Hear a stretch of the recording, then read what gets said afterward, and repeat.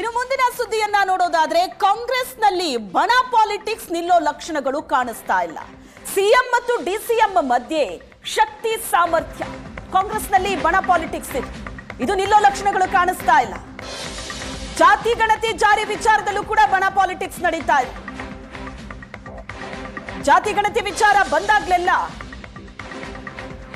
ಕಾಂಗ್ರೆಸ್ಸಿನ ಒಳಗಡೆ ಬಹಳ ದೊಡ್ಡ ಗೊಂದಲ ಸ್ಫೋಟ ಆಗುತ್ತೆ. ಈಗ ಜಾತಿ ಗಣತಿ ಜಾರಿ ವಿಚಾರದಲ್ಲೂ ಕೂಡ ಬಣ ಪಾಲಿಟಿಕ್ಸ್ ನಡೀತಾ ಇದೆ. ಜಾತಿ ಗಣತಿಗೆ ಡಿಸಿಎಂ ಡಿಕೆ ಶಿವಕುಮಾರ್ ಎಳ್ಳು ನೀರು. ಹೈಕಮಾಂಡ್ ಮಟ್ಟದಲ್ಲಿ ಡಿಕೆ ಶಿವಕುಮಾರ್ ಪ್ರಭಾವ ಹೊಂದಿದ್ದಾರೆ. ಮತ್ತೆ ಜಾತಿ ಗಣತಿಗೆ ಪಟ್ಟು ಹಿಡಿದು ಗೆದ್ದಿದ್ದಾರೆ ಡಿಕೆ ಶಿವಕುಮಾರ್. ಒಕ್ಕಲಿಗ ಲಿಂಗಾಯತರ ಪರ ಡಿಕೆ ಶಿವಕುಮಾರ್ ಬ್ಯಾಟಿಂಗ್ ಮಾಡಿದ್ದಾರೆ.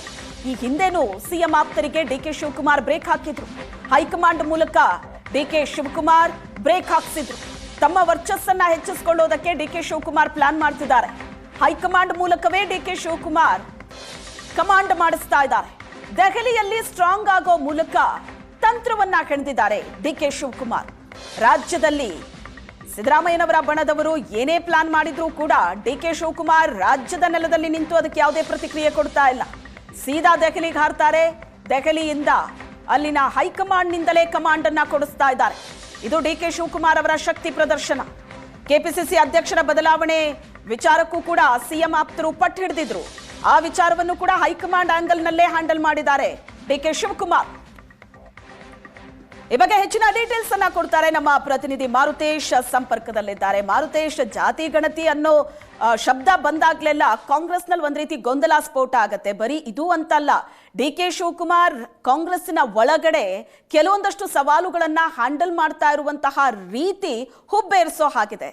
ರಾಜ್ಯದಲ್ಲಿ ಏನೇ ಗೊಂದಲ ಆದ್ರೂ ಸಹ, ಏನೇ ರಾಜಕೀಯ ನಡೆದ್ರು ಪಕ್ಷದ ಒಳಗಡೆ ಸೀದಾ ದೆಹಲಿಗೆ ಹೋಗಿ ನಿಲ್ತಾರೆ. ಹೈಕಮಾಂಡ್ ಬಾಯಲ್ಲೇ ಹೇಳಿಸುವಂತಹ ಒಂದು ಪ್ರಯತ್ನವನ್ನ ಮಾಡ್ತಾ ಇದ್ದಾರೆ ಡಿಕೆ ಶಿವಕುಮಾರ್. ಇದು ಯಾವ ರೀತಿ ಬೆಳವಣಿಗೆ ಕಾರಣವಾಗ್ತಾ ಇದೆ? ಶ್ವೇತಾ, ಇದು ಒಂದು ಮೆಸೇಜ್ ಅಂತೂ ಬಹಳ ಸ್ಪಷ್ಟವಾಗಿ ಪಾಸ್ ಮಾಡ್ತಾ ಇದೆ. ಹೈಕಮಾಂಡ್ ಹಂತದಲ್ಲಿ ಡಿಕೆ ಶಿವಕುಮಾರ್ ಮೋಸ್ಟ್ ಪವರ್ಫುಲ್ ಅನ್ನೋದ್ರಲ್ಲಿ ಯಾವುದೇ ಅನುಮಾನ ಬೇಡ. ಯಾಕೆಂದರೆ ಈ ಹಿಂದೆ ಸರ್ಕಾರ ರಚನೆ ಆದಾಗಲಿನಿಂದಲೂ ಇಲ್ಲಿಯೇ ತನಕ ಆಗಿರ್ತಕ್ಕಂತಹ ಮೇಜರ್ ಬೆಳವಣಿಗೆಗಳಲ್ಲಿ ಡಿ ಕೆ ಶಿವಕುಮಾರ್ ಹೈಕಮಾಂಡ್ ಮೂಲಕ ಅದನ್ನು ಹ್ಯಾಂಡಲ್ ಮಾಡಿದ ರೀತಿಯ ಬಗ್ಗೆ ಸಾಕಷ್ಟು ಜನರಿಗೆ ಒಂದು ದೊಡ್ಡ ಆಶ್ಚರ್ಯಕರ ಚಿಹ್ನೆ ಕಾಣ್ತಾ ಇದೆ. ಯಾಕೆಂದರೆ ಯಾವುದೇ ತೀರ್ಮಾನಗಳನ್ನು ಮಾಡುವಂಥ ಸಂದರ್ಭದಲ್ಲಿ ಇದ್ದಾಗಲೂ ಕೂಡ ಡಿ ಕೆ ಶಿವಕುಮಾರ್ ರಾಜ್ಯ ರಾಜಕಾರಣದಲ್ಲಿ ಯಾವುದೇ ರೀತಿಯಾದಂತಹ ಹಸ್ತಕ್ಷೇಪ ಮಾಡೋದಾಗಲಿ, ಅಥವಾ ಅವರ ಬೆಂಬಲಿಗರ ಮೂಲಕ ಮಾತನಾಡಿಸೋದಾಗಲಿ, ಅವ್ರ ಬೆಂಬಲಿಗರ ಮೂಲಕ ಕೌಂಟರ್ ಮಾಡೋದಾಗಲಿ, ಇದ್ಯಾವುದನ್ನು ಮಾಡಲಿಲ್ಲ. ನೇರವಾಗಿ ಹೈಕಮಾಂಡ್ ನಾಯಕರ ಮೂಲಕವೇ ರಾಜ್ಯ ರಾಜಕೀಯ ಬೆಳವಣಿಗೆಗಳನ್ನು ಕಂಟ್ರೋಲ್ ಮಾಡುವಂತಹ ಪ್ರಯತ್ನವನ್ನು ಡಿ ಕೆ ಶಿವಕುಮಾರ್ ಮಾಡಿದ್ದಾರೆ.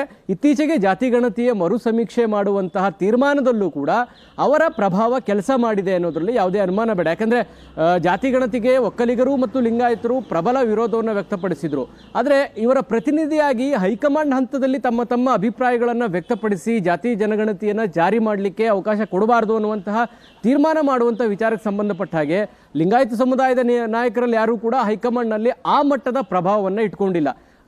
ಆ ರೀತಿಯಂಥ ಪ್ರಭಾವ ಇರ್ತಕ್ಕಂಥದ್ದು ಡಿ ಕೆ ಶಿವಕುಮಾರ್ ಅವರಿಗೆ ಮಾತ್ರ. ಹೀಗಾಗಿ ಒಕ್ಕಲಿಗರು ಮತ್ತು ಲಿಂಗಾಯತರ ಪ್ರತಿನಿಧಿಯಾಗಿ ಡಿ ಕೆ ಶಿವಕುಮಾರ್ ಜಾತಿ ಜನಗಣತಿಯನ್ನು ಮತ್ತೊಮ್ಮೆ ಮರು ಸಮೀಕ್ಷೆ ಮಾಡಿಸುವಲ್ಲಿ ಯಶಸ್ವಿಯಾಗಿದ್ದಾರೆ ಅನ್ನೋದರಲ್ಲಿ ಯಾವುದೇ ಅನುಮಾನ ಬೇಡ. ಇದು ಜಾತಿ ಗಣತಿಯಿಂದ ಮಾತ್ರ ನೋಡಬೇಕಾ ಅನ್ನೋದು ಆ ಥರದ್ದಲ್ಲ. ಹಾಸನದ ಸಮಾವೇಶ ಆದಾಗಲೂ ಕೂಡ ಸಿದ್ದರಾಮಯ್ಯನವರನ್ನು ಅಧಿಕಾರದಿಂದ ಕೆಳಗಿಳಿಸ್ತಾರೆ ಅನ್ನುವ ಕಾರಣಕ್ಕಾಗಿ, ಅವರ ಶಕ್ತಿಯನ್ನು ಇನ್ನಷ್ಟು ಹೆಚ್ಚಳ ಮಾಡಬೇಕು ಅನ್ನುವ ಕಾರಣಕ್ಕಾಗಿ ಸಿದ್ದರಾಮಯ್ಯನವರ ಸ್ವಾಭಿಮಾನಿ ಸಮಾವೇಶವನ್ನು ಸಿದ್ದರಾಮಯ್ಯನವರ ಆಪ್ತ ಬಣದಲ್ಲಿರ್ತಕ್ಕಂಥ ಸಚಿವರು ಅರೇಂಜ್ ಮಾಡಿದ್ರು. ಅದು ಪಕ್ಷದ ವೇದಿಕೆಯಲ್ಲಿ ಆಗುವ ರೀತಿ ಡಿ ಕೆ ಶಿವಕುಮಾರ್ ಮಾಡಿದ್ರು. ಸರ್ಕಾರ ರಚನೆ ಆದಾಗಲಿಂದಲೂ ನೋಡಿದಂಥ ಒಂದಷ್ಟು ಬೆಳವಣಿಗೆಗಳನ್ನು ಹೇಳೋದಾದರೆ, ಆರಂಭದಲ್ಲಿ ಹೆಚ್ಚುವರಿ DCM ಬೇಕು ಅನ್ನುವಂಥ ಡಿಮ್ಯಾಂಡ್ ಶುರುವಾಯಿತು. ಅದಕ್ಕೂ ಕೂಡ ಹೈಕಮಾಂಡ್ನ ಮೂಲಕ ಬ್ರೇಕ್ ಹಾಕ್ಸಿದ್ರು. ಕೆಪಿಸಿಸಿ ಅಧ್ಯಕ್ಷರ ಬದಲಾವಣೆಗೆ ಪಟ್ಟು ಹಿಡಿದ್ರು, ಅದಕ್ಕೂ ಕೂಡ ಬ್ರೇಕ್ ಹಾಕ್ಸಿದ್ರು. ಕೊನೆಗೆ SC ST ಸಮುದಾಯದ ಶಾಸಕರು ಸಚಿವರಿಗೆ ಡಿನ್ನರ್ ಮೀಟಿಂಗ್ ಕರೆದಿದ್ರು ಪರಮೇಶ್ವರ್ ಅವರು. ಅದನ್ನು ಕೂಡ ಮುಂದೂಡುವಂತೆ ಹೈಕಮಾಂಡ್ನ ಮೂಲಕ ಪ್ರಭಾವ ಬಳಸಿ ಡಿ ಕೆ ಶಿವಕುಮಾರ್ ಅವರು ಮಾಡಿದರು.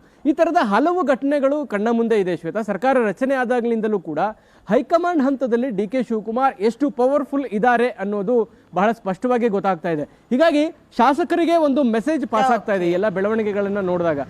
ಒಂದು ಕಡೆ ಹೈಕಮಾಂಡ್ ಹಂತದಲ್ಲಿ ಅಧಿಕಾರ ಹಂಚಿಕೆಯ ಸೂತ್ರ ಏನಾದರೂ ಬಂದರೆ ಹೈಕಮಾಂಡ್ನನ್ನು ನಿಭಾಯಿಸುವಂತಹ ಚಾಕಚಕ್ಯತೆ ಮತ್ತು ಸಾಮರ್ಥ್ಯ ಡಿ ಕೆ ಶಿವಕುಮಾರ್ ಅವರಿಗೆ ಇದೆ ಅನ್ನುವಂಥ ಅಭಿಪ್ರಾಯ ಈಗ ಶಾಸಕರಲ್ಲಿ ಮೂಡ್ತಾ ಇದೆ. ಹೀಗಾಗಿ ಇದು 2.5 ವರ್ಷಕ್ಕೆ ಹೋದಾಗ ಆ ಹಂತದಲ್ಲೂ ಡಿ ಕೆ ಶಿವಕುಮಾರ್ ಅವರು ಅಧಿಕಾರವನ್ನು ಪಡೆಯುವಂಥ ವಿಚಾರಕ್ಕೆ ಸಂಬಂಧಪಟ್ಟಾಗೆ ಇಷ್ಟೇ ಪ್ರಭಾವವನ್ನು ಹೈಕಮಾಂಡ್ ಮೇಲೆ ಹಾಕ್ತಾರಾ ಅಥವಾ ಅದಕ್ಕೆ ಶಾಸಕರು ಬೆಂಬಲವಾಗಿ ನಿಲ್ತಾರಾ? ಈ ಎಲ್ಲ ಪ್ರಶ್ನೆಗಳಿಗೆ ಇನ್ನು 4 ತಿಂಗಳಲ್ಲಿ ಉತ್ತರ ಸಿಗುತ್ತೆ. Shweta. Yes, thank you Maruthesh ನಿಮ್ಮೆಲ್ಲ ಡೀಟೇಲ್ಸ್ಗೆ.